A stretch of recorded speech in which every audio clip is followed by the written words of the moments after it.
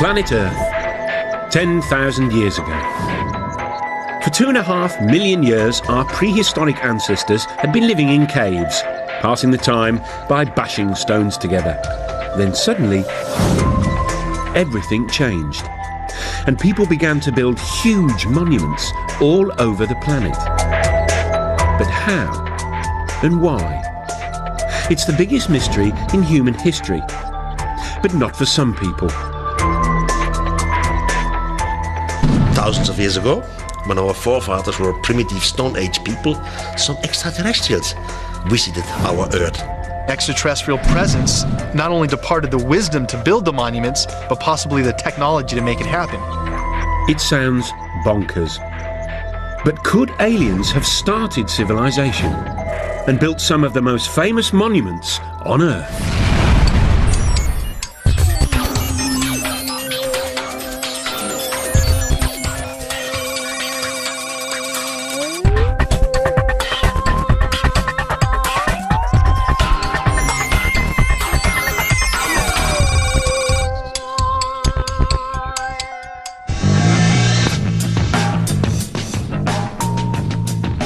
All over the Earth, there are giant stone monuments. Almost everyone knows they were created thousands of years ago by ancient man. But could almost everyone be wrong? According to the official history books, buildings like the pyramids and Stonehenge are triumphs of human engineering, which mark the beginning of our human civilization. But there are a few nagging questions about them, like why they seem to appear out of the blue.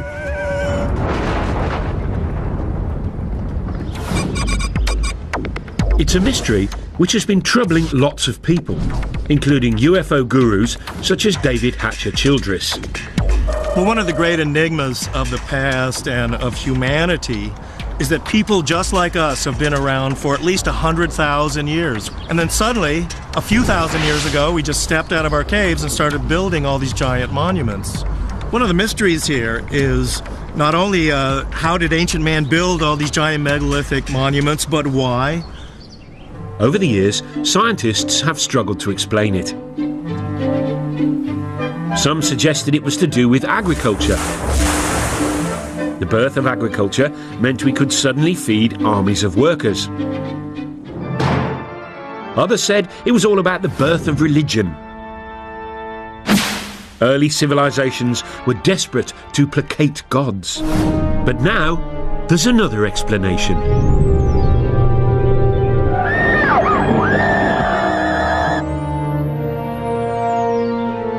One group of people say that most of these monuments were built or designed in the distant past by aliens who visited our planet with their super advanced technology.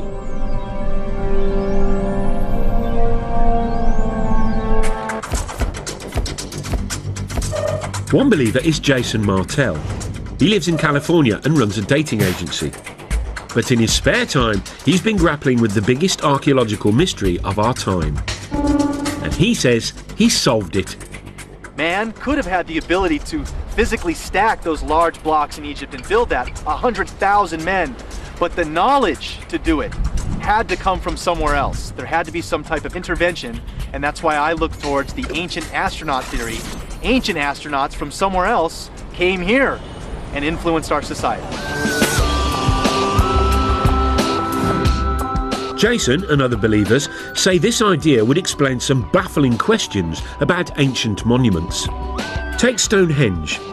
How did Bronze Age Britons drag these 5-ton stones over 170 miles? And then there's this 1,000-ton block at Baalbek in the Lebanon. It weighs as much as 3 Boeing 747s. How did ancient man shift that? And then there's the biggest controversy of all, the Pyramids of Giza. The biggest one is made from 2.5 million blocks of stone. It was built in just 20 years and is lined up exactly with the North Pole, less than 1/10 of a degree out. According to the experts, the answer is simple. The ancient Egyptians were just terribly clever, worked very fast and very hard. And they created a whole tourist industry in only a few decades. But that doesn't convince the likes of Jason Martell.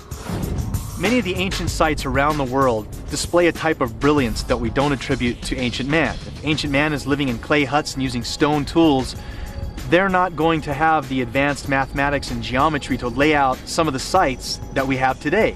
How did ancient man build things like Stonehenge? How did they get the Giza pyramids to line almost 1/10 off a degree to actual north?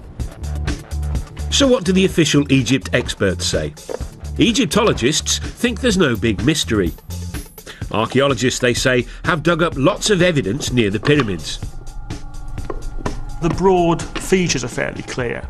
We've got the barracks where the workmen lived, we've got the tombs of the architects. Also, for some of the unfinished pyramids, we have got the ramps which were used to drag the blocks into place. So although the minutiae of the construction process isn't known, probably is unknowable, I think the big picture is perfectly clear. The problem for believers in ancient alien astronauts is that we can't ask the aliens themselves. Or can we? Lisa Royal Holt says that she knows that aliens built ancient monuments. That's because she is an intergalactic medium who's in direct spiritual contact with an alien called Sasha. Apparently, Sasha lives billions of miles away, but luckily, reception is crystal clear. Over to you, Lisa.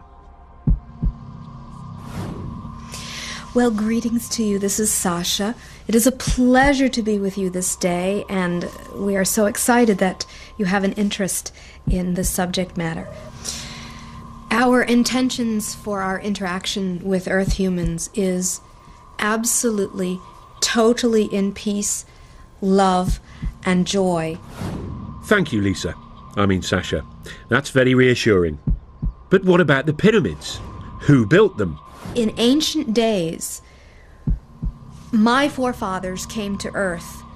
We were seeking another place to colonize. The monuments were built by extraterrestrials, usually for actual scientific purposes. OK, we'll be back with the aliens soon so we can hear firsthand about what experiments they got up to. But first, let's meet the godfather of the ancient alien astronaut theory, the man scientists and archaeologists love to hate. Traditional archaeology don't like mysteries. They have the answer for everything. They just declare something, and the rest of the world has to believe it.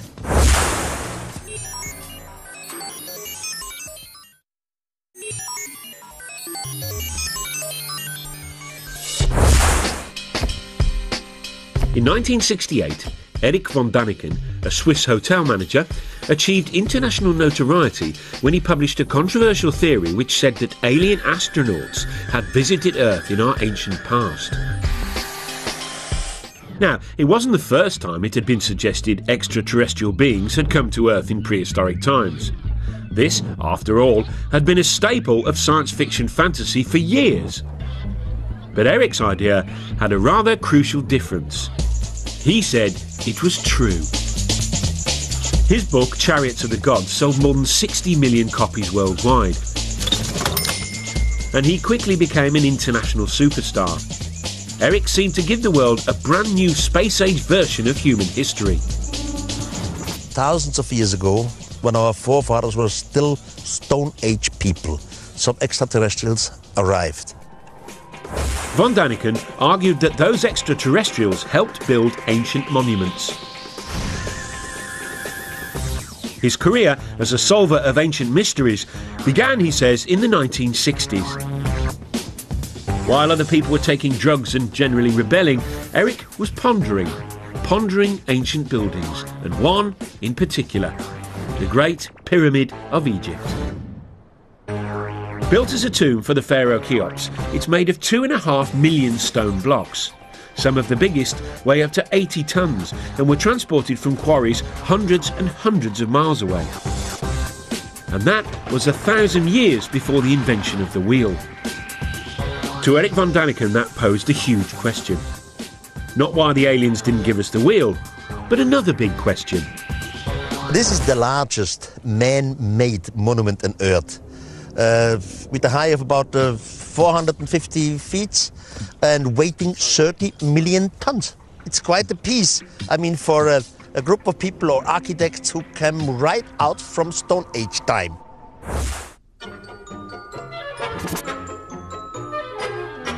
Von Daniken's theories make academic Egyptologists ever so slightly irritated. Von Daniken doesn't seem to like human beings very much. He does them down, claims that people are just out of the Stone Age. Well, the Stone Age actually ended some centuries before the pyramids were built, for starters. As far as I'm concerned, Eric von Daniken is a one-man self-publicity machine. I wouldn't characterise what he does in anything like scientific work. But no matter what the experts say, Eric has stuck to his guns. I was never afraid to be ridiculed. I was never afraid that others have a complete different opinion to me. It's wonderful. It's their freedom. But I at least read most of the archaeological books, while the other side, they have no idea what Eric von Daniken says. He states that you couldn't cut granite except with laser beams. Well, it's been shown that using a copper saw, using just ordinary desert sand as an abrasive, within a week or so you can slice through a great chunk of granite. As far as the professionals are concerned, Egyptians didn't need big lasers and big UFOs to move stones. They relied on their big Egyptian muscles. The transport of blocks of stone isn't an issue. Egyptologists have actually done experiments with large numbers of people in a large block of stone, and you just pull it. Some of the blocks came from Aswan. Take the ceiling of the King's Chamber. This is from Aswan, but this is 1,000 kilometers away from here. It's not so easy. There's actually a carving in an Egyptian tomb showing them moving a huge statue exactly by that, simply by muscle power. So there's no mystery about how the Egyptians moved great blocks of stone. And here it is. There are no aliens in this ancient Egyptian carving of the pyramids being built, unless they're cunningly disguised as ancient Egyptians, which is probably why it doesn't appear in any of von Daniken's books. I fail to understand why people can't simply grasp the fact that these things were built by the men and women who lived at that time in that country. The logic just seems irrefutable. There are some other obvious quirks in Eric's theory about the pyramids. For one thing, he says after the aliens left, humans did build some pyramids, using alien technology left behind. How did they do that? That's another mystery. He's not quite sure. He also says the pharaoh's tombs were actually a cunning attempt to copy the alien science of cryogenics, which preserves the dead in a state of suspended animation. Von Daniken was quickly dismissed as a crank, and still is.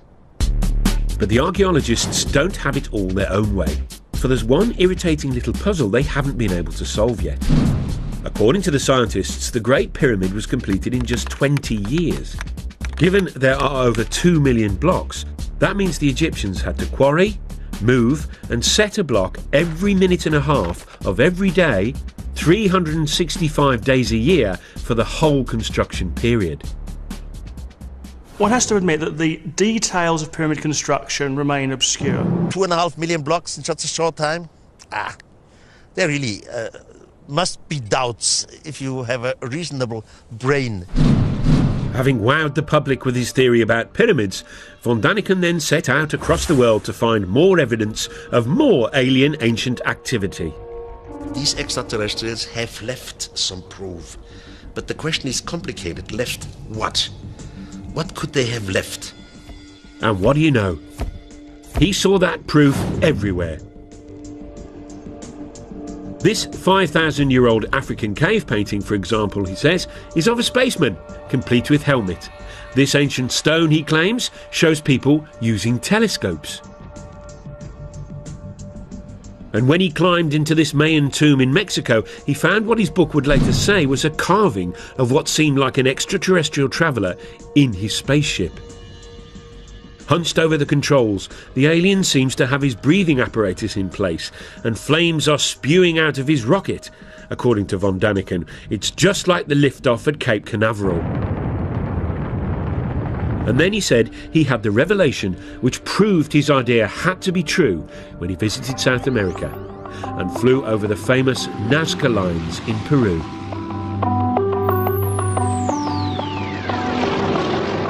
These ancient patterns, drawn into the desert, stretch for miles. Some are weird shapes. But mysteriously, those weird shapes can only really be seen from the sky. I had my first flight over Nazca, and it was very, very impressive because you can see it only from the air. Then you fly higher, then you see something who looks like airstrips. You think, this is fascinating, this is incredible, this is not normal for the natives. And then the question comes, why have they done it, and why exactly here? Archaeologists say these lines are irrigation channels or religious symbols. But von Daniken says he has a much more convincing explanation involving, yes, you guessed it, aliens. We had a mother spaceship around the Earth. From the mother spaceship, smaller vehicle came down, and they were looking for some kind of mineral and whatever. And they make their discoveries and disappeared again. The first lines, he said, were left by accident by the aliens who left marks when they landed and took off in their UFOs. The natives came and see the line of landing because sand and little stones are blown away. And now the natives start to make lines like they have seen created by some mysterious god. Eric believes that the Nazca were so impressed by the visiting aliens, they thought they were gods and set out to copy the lines themselves. He says it was an effect similar to that modern Westerners had on Stone Age tribes in the 20th century. New Guinea tribespeople thought the first Westerners they saw were gods who had come down from the heavens in silver birds. They worshipped them long after they'd gone and even built model planes and airfields hoping to lure the silver birds back. But it didn't work for the poor old Peruvians though. The aliens never returned.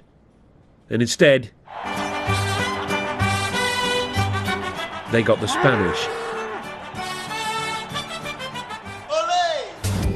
Eric is now convinced that all over the world, ancient man had mistaken aliens for gods. This realisation has had a dramatic effect on him. He was a devout Catholic, but isn't anymore. How did it change my life? First of all, it changed my religion. Now I'm praying to some thing which I cannot understand, which I know it exists. As soon as you start to understand it in a cosmical way, it changes your point of view concerning religion and concerning having right. I cannot live anymore with cults and psychology. Eric von Daniken has a brand new explanation for the whole of human development. Creatures from outer space, he says, not only built and designed most ancient monuments, they inspired all the great religions too. This is heady stuff, but there are two small problems. Not a single expert agrees, and none of his evidence stacks up. Take the so-called alien astronaut in his rocket ship from the Mayan tomb. What von Daniken says are controls and flames are in fact well-known Mayan symbols, like this. It's not part of a rocket, but the face of the Mayan earth god. And these South American stones with supposedly ancient carvings of primitive people gazing at the stars through telescopes, they were exposed by a BBC documentary as fakes, all made by this clever farmer. But that hasn't stopped Eric's runaway success. His 29 books have sold 63 million copies and been translated into 32 languages. Brian Appleyard is a leading British author who's written on the public's fascination with UFOs. He thinks von Daniken's success is down to people's growing distrust of experts, which leads to a taste for conspiracy theories. Now, people by the 60s and 70s, and because of the Cold War, people were paranoid, convinced that governments were lying to them, convinced that something was concealed, and convinced that the world was not as we were told it was. So people were ripe for a story. They were ready to hear a story about extraordinary things. The von Daniken phenomenon seems unstoppable. He makes so much money from his books, he recently opened his very own theme park, which celebrates his unorthodox beliefs. Complete with reconstructions of some of the ancient monuments. You see great things like the desert of Nazca in Peru, like Stonehenge. It's a laser show, by the way. In a breathtaking laser show, the visitor experiences the spectacular sight of Stonehenge. There's even a guided tour which aims to answer all those big questions you've been dying to have answered. Did the mythical continent of Mu ever exist? What is the secret of the underwater structures off the Japanese island of Yonaguni? Von Daniken's success has also inspired a whole new generation of authors, including the likes of New Age writer David Hatcher Childress. People are attracted to Eric's theories, I think, because there are genuinely unexplained mysteries of the past. And we really don't have all of the answers to why mankind, supposedly a primitive mankind, would go through the tremendous effort to build many of these giant monuments. Eric von Daniken's definitely been one of the pivotal people that I've looked to grab onto the coattails of his information and really start to look at this information in a new light. But these new believers have a battle on their hands. Scientists don't care whether the mythical continent of Mu ever existed. If aliens visited the Earth, scientists want proof. I think the first thing I would say about whether the knowledge to build pyramids was given to the Egyptians by extraterrestrials is simply, where's the evidence? If you think about man's fairly limited extraterrestrial experience of going to the moon, look at the amount of space junk which has been left around simply by going there and coming back. Wouldn't you have thought that if spacemen had been to Egypt and had been teaching the people how to do these things, there'd be at least the odds left over broken plastic somewhere? The believers, though, say they've found some evidence, although whether it's very convincing is a whole different question. According to them, aliens did leave some space-age technology behind.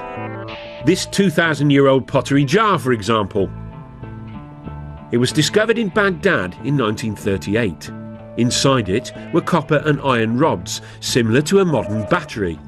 Back in California, Jason Martell has built his very own replica.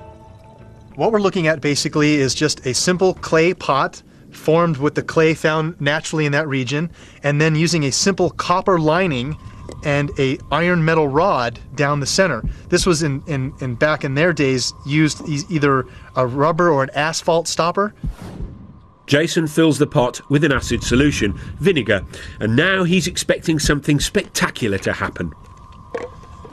All right, the moment of truth.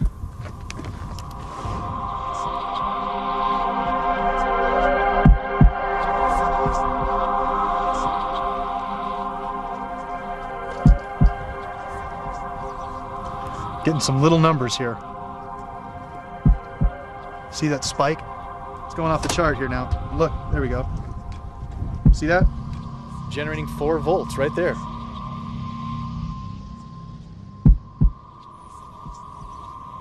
What we attribute to ancient man, they deserve a lot more credit than we're giving them. Because obviously we can test the devices with our understandings of technology and get a reading.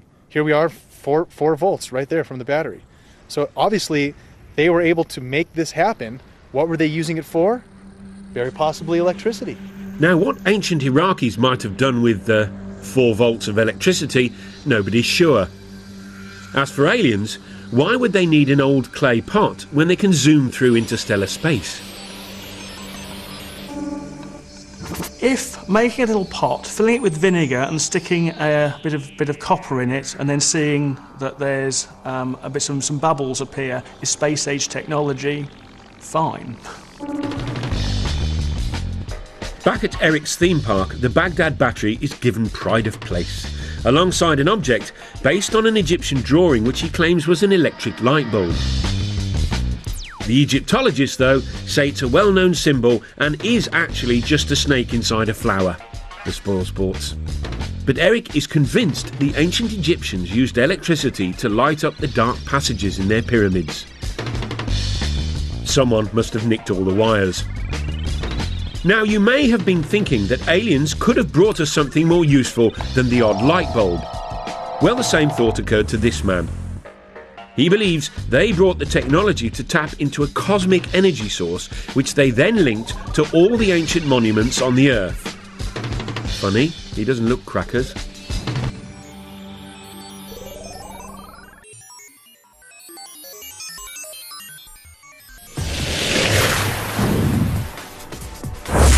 One of the things that makes human beings sort of special is that we live in big sophisticated societies full of big complex buildings. It's called civilization.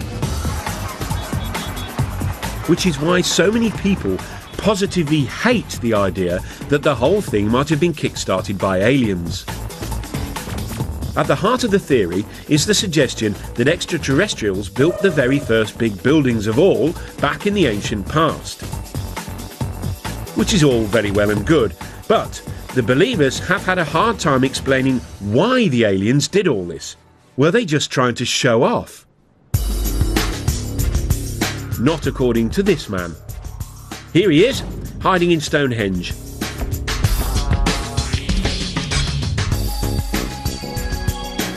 Now, according to the scientists, Stonehenge was built in 3000 BC.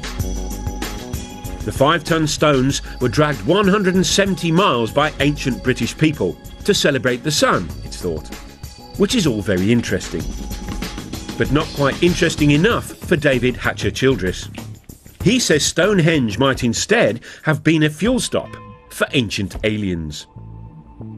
He came up with his interesting theory after he discovered what he says are mysterious energy lines. He believes the Earth is covered with these invisible lines in a strange network. If it all sounds a little unlikely, it has at least got a cool-sounding name. The World Energy Grid. The world grid is an intelligent geometric pattern of the Earth and its energies.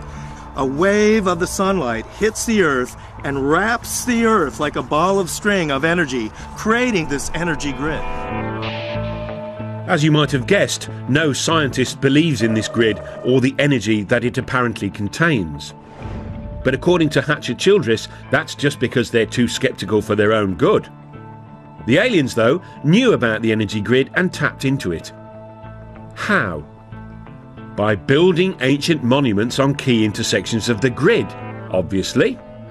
By placing megalithic monuments along this grid, UFOs can then take energy off of this energy grid, and by going to certain power points like Stonehenge, the craft can hover over these energy spots and draw energy from those spots to help replenish the craft.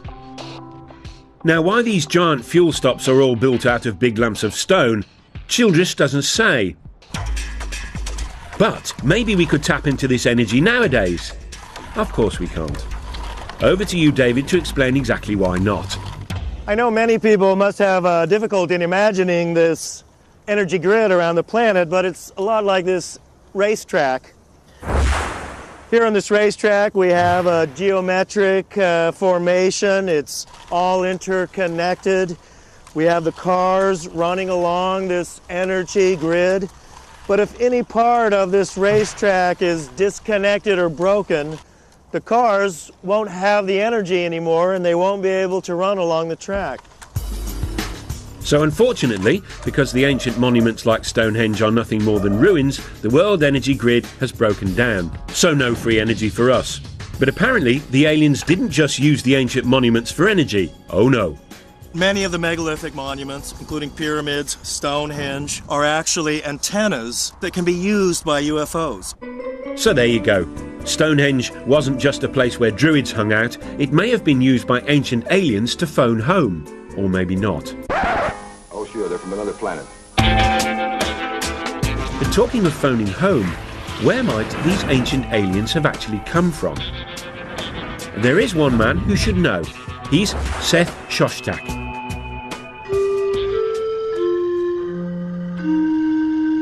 He heads up SETI, the Search for Extraterrestrial Intelligence. This is a scientific study that's been scouring the constellations for the last 20 years, listening for radio signals from alien life forms. It turns out that lots of scientists believe that life probably did arise somewhere else other than the Earth. After all, the universe contains trillions and trillions of stars. Seth Shostak has devoted his life to being the first to prove it. You know, the universe is vast. It seems that most stars have planets. There are going to be lots of other worlds that are just as nice as the Earth for life. The question is, has life arisen on those worlds? Planet X. Jason Martell is convinced aliens are from there. He says that the ancient Sumerians from Iraq believed in a 10th planet in our solar system, which modern science hasn't yet discovered. Sumerians, he says, believed that's where their gods, the Anunnaki, hung out. Again, the Anunnaki are the beings supposedly that come from Planet X, another planet within our solar system that modern science is currently trying to look for. That planet does exist. It's possible we have ancestors living on that planet. Just a minute. Ladies and gentlemen, we bring you this special radio television broadcast in order to give you the very latest information on an amazing phenomenon. It was looking good for Planet X when in July 2005 astronomers announced they had actually discovered a big blob way out beyond Pluto. They called it Planet Xena. But they've now realised it's really small and full of gas. So not likely to be the home of the Anunnaki or our ancient alien visitors. But there's one candidate for alien life that obsesses more people than any other. It's our closest neighbour, Mars. It's also the planet that's most like our own. Some scientists are convinced it has water, and for years NASA has been probing and exploring it. So far, no signs of aliens. But in 1976, they were looking for signs of tiny bacteria, when instead they found this. This photo of the plain of Cydonia contains what most astronomers are convinced are some large rocks. But to some people, they look suspiciously like this.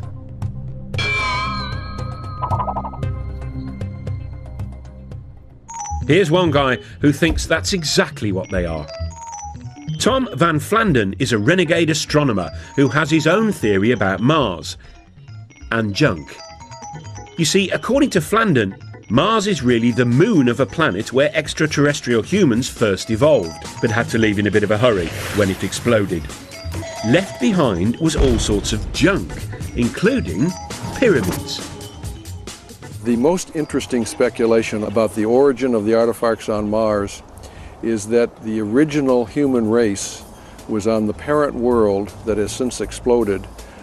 They built things on their moon, Mars, but before the end of their civilization, which they saw coming, they transferred their species to the most nearly habitable planet, which would have been Earth. We'd sure like to get higher resolution images of this and other pyramid-shaped objects on Mars and see if they are truly pyramids. But are these really pictures of Martian pyramids, you ask? Tobias Owen was a NASA scientist on the mission that took the photographs. He's what you might call unconvinced. My job there was to examine pictures as they were coming in of the surface of Mars in regions that we thought would be safe for the spacecraft to land. There was a small group of people who felt that this was an example of an alien construction, that there was life on Mars, or there had been life on Mars. NASA promptly issued a denial, which for believers was obviously proof of a monumental cover-up. You know, the interesting thing about NASA's track record, NASA, National Aeronautics Space Association, could also stand for Never a Straight Answer. In its inception in 1959 or so, NASA consulted a big think tank called the Brookings Institute, which advised NASA, if you ever find extraterrestrials, these things need to be handled cautiously. For one, society in general and religious institutions aren't quite ready to accept an extraterrestrial presence. Pyramids on Mars were spooky enough, but then things got really out of hand when NASA released another batch of photographs from the plain of Cydonia. And near the pyramid shapes was something else. A rocky outcrop that some people felt had an eerie resemblance to something familiar, something that ancient astronaut believers have long connected with aliens.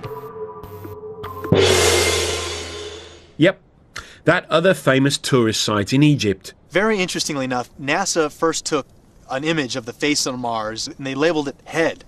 And this photograph was quickly dismissed by NASA as a trick of light and shadow. It's not really a face on Mars, it's just a lighting angle difference. Wrong answer. Here we have a face and pyramids on Mars, a sphinx and pyramids in Egypt. There has to be a connection, a Mars-Earth connection. To the scientists, though, it was just a natural feature. This is the kind of thing that we see on the Earth in various places. There's a famous one in New Hampshire in the United States called the Old Man in the Mountain. And there's a tendency among us humans to try to see images of ourselves in nature. And here was a perfect example, but happened to be on Mars. The common sense explanation is simple. Human beings are just hardwired to recognise faces, even when faces aren't there. Over to a psychologist to explain. Faces are very important to humans from infancy. They're so important that we perceive faces even in a stimulus that is not a face. For example, this plate of eggs in front of me looks very much like a face. We can see eyebrows, two eyes, a nose, and a mouth very readily. Well, when I look at the first image that was taken of the structures on Mars, I see it very, very clearly as a face. Here's an eye, here's the bottom part of a nose, here's the outline of a face. This is a low-resolution image, and I'm quite convinced by that interpretation. However, when I look at the more recent image, which is a much more high-resolution image, I'm very hard-pressed to see that as a face. Now, could I see it as a face? I could. I could go and look for the same features that I saw in the first image and try to pick them out here. But in the high-resolution image, where it is not very ambiguous, it is much harder to perceive this as a face. We now have exquisite images of the surface of Mars that are being taken as we speak, in fact, by the Mars Express spacecraft. And we see extraordinary detail on the surface of that planet, but we see no evidence of anything artificial. So Mars may not have a sphinx, and it probably doesn't have any pyramids. And so far, it hasn't got any signs of life at all. So where do the ancient aliens come from? It's time to consult someone who should really know. An alien herself. Lisa Royal Holt, a cosmic medium, claims she can communicate with aliens. Apparently, she hooks up to the extraterrestrials by putting herself into a self-hypnotic trance. She says she's been doing it for years. It wasn't until I was in college when I was studying hypnosis, and I learned to put myself in an altered state. And when I did that, I started to realize that I was very intuitive and that sometimes I would receive messages. I'm able to actually hear or sense the communications and then verbally communicate them. Right now, her favourite phone buddy is a female alien called Sasha, who takes over Lisa's brain and communicates through Lisa's voice. We are about to do a channeling session. I will go into a meditative state. You are going to hear from Sasha, who says she's from the Pleiades. You mean the Pleiades, a cluster of stars in the constellation of Taurus, otherwise known as the Bull. Tell us, Sasha, if it's not too personal a question, what do girls from the Pleiades look like? In my world, I actually do have what you would know to be a physical body, though it exists in a slightly different dimension. I could walk down your street and pass as a human, but you would probably look at me and feel there was something strange about me. Sasha says her people were intergalactic empire builders who roamed the universe thousands of years ago, taking over other planets and building vast monuments as they did. Ironically, one of their first colonies was apparently on Mars. We used some of the bases there as colonies. What has been found now on Mars represents the tip of the iceberg of what is still on Mars. But Mars was merely a stopover for Sasha's people. She says they soon turned their attention to us. My forefathers thus have been very interested in Earth for a very, very long time. It's time to find out the answer to the biggest question of all about the ancient astronauts. Why did they come here? According to Sasha, they may have been up to more than building monuments and starting civilization. Could they have created the human race?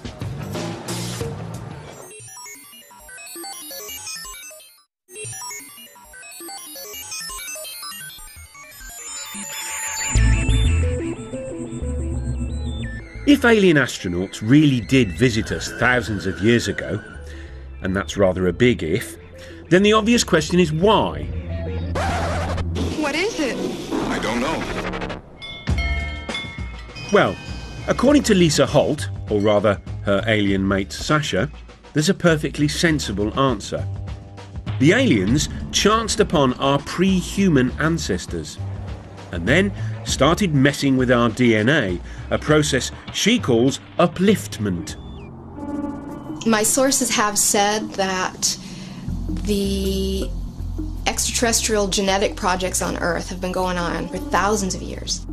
If your pre-humans were not uplifted by extraterrestrial genetics, your evolution as human beings would not have progressed as far as it has. You would still be in the evolutionary phase if it was not for the little bit of upliftment that was done. Lisa and Sasha are not the only people to believe this theory. They came here 300,000 years ago, created a primitive worker based off the Neanderthal man that was here evolving naturally, and created us. So an extraterrestrial crew comes here. They take one cell. They change the DNA code in the cell. You put it in the womb of a female of the same species. This female will give birth to a child. It's just what we would call the missing link. If the believers in ancient aliens are right, then evolution didn't gradually create humans. We were instead cooked up in the alien equivalent of a test tube. Spooky stuff. To me, that explains so much. And it also explains psychologically a sense of abandonment that the human race seems to feel. That these beings helped in our creation, but then never allowed us to remember who our parents were. Now, it all might sound like cobblers, but the notion of visiting aliens as godlike creators takes alien conspiracy ideas to their ultimate conclusion. And for author Brian Appleyard, it even hints at the role aliens now have in our culture. The idea that aliens once visited Earth and gave us this technology, this capacity, and pointed us up some progressive path, showed us the way to go, is a great idea for people to hold on to. Because one of the problems of the modern world is that people don't have anything to hold on to. And the story of ourselves we're given by science is frankly that we're nothing, it doesn't mean anything. The thing about the alien in the past is that it gives us a story. And that's fundamental to what people need to believe about themselves. Whatever comfort the idea that aliens visited us in the past gives some people, chances are it never happened. But hey, if it did, then maybe, just maybe, the greatest monument they left behind wasn't a giant feat of engineering like the pyramids, but a brilliant little piece of genetic engineering called us.